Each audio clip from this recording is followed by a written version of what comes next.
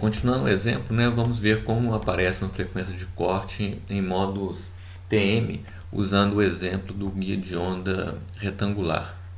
Vou colocar aqui o eixo X com uma aresta A, o eixo Y com uma aresta B, e aqui o eixo Y com uma aresta B, e aqui é o eixo Z, que é o eixo do guia de onda, da maneira como nós desenvolvemos nosso formalismo.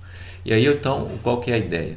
A ideia é achar a componente EZ, porque eu estou no modo TM, então eu tenho necessariamente o BZ igual a zero sempre, né? Em particular, por ser zero sempre, o gradiente de BZ escalar N, normal, né, na superfície do guia, vai ser zero na superfície, porque satisfaz então essa condição de contorno de forma trivial, impondo BZ igual a zero em todo o espaço. A componente EZ é resolvida a partir de uma equação de onda para ela, né, que envolve derivadas de segunda parciais nas variáveis transversais, o termo ômega 2 sobre C2, que vem com uma derivada temporal, e o menos K2, que vem da derivada segunda em Z, no E elevado a IKZ. E aí eu tenho que resolver essa equação com condições de contorno, e essa condição de contorno é que o EZ tem que ser zero na superfície. Então basta a gente fazer isso aí.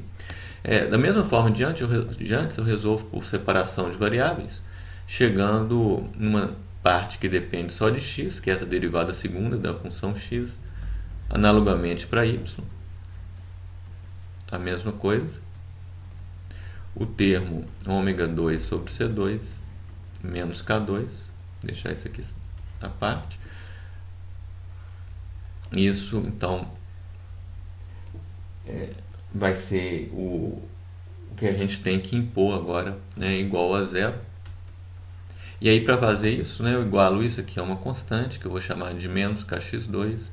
Isso aqui é uma constante, que eu vou chamar de menos ky2. E a equação fica satisfeita quando eu digo que menos kx2 menos ky2 mais ômega 2 sobre C2 menos K2 é igual a zero. No entanto, né, as condições de contorno, as condições de contorno vão restringir os valores de Kx e Ky. Né? Então, resolvendo isso para x, eu tenho soluções tipo seno e cosseno, né, como antes. E vou colocar só ela aqui para ficar claro o que a gente está fazendo.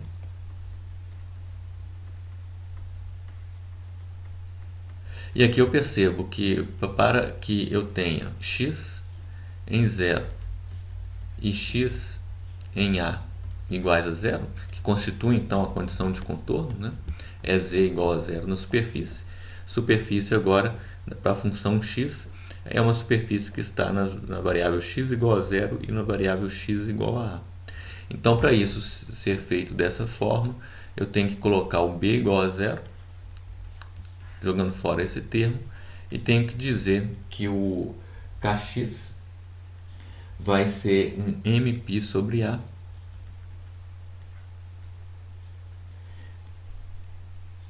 e o m vai começar agora do 1, 2, etc. Né? Por que isso? Porque se eu começar do zero, eu vou zerar o campo. Né? E eu não posso zerar o campo porque o BZ já é zero. Aí eu vou ter os dois campos nulos. Né? Essa é uma solução que não quero. Né? Eu não posso ter EZ e BZ simultaneamente nulos. Então essa é a solução.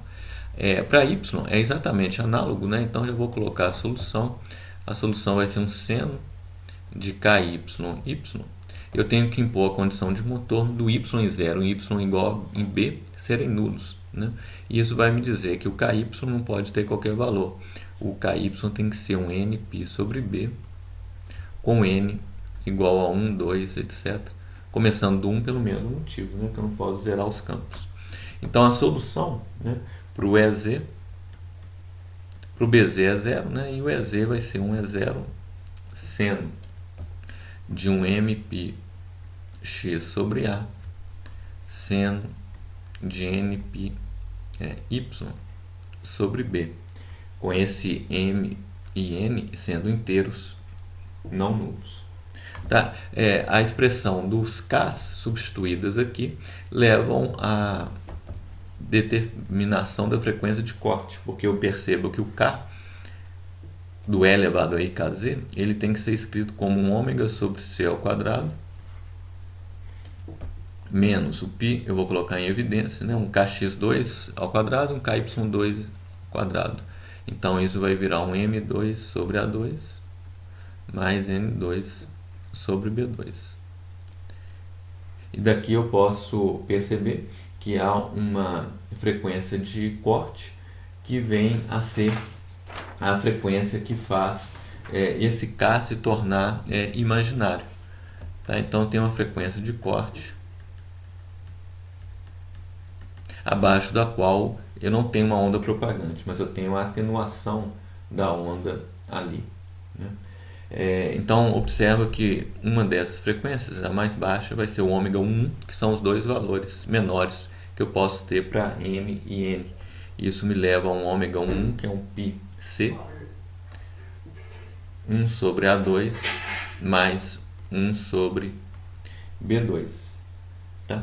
Em geral, eu vou ter um ômega mn, que é igual a um πc, raiz de m2 sobre A2, mais n2 sobre B2.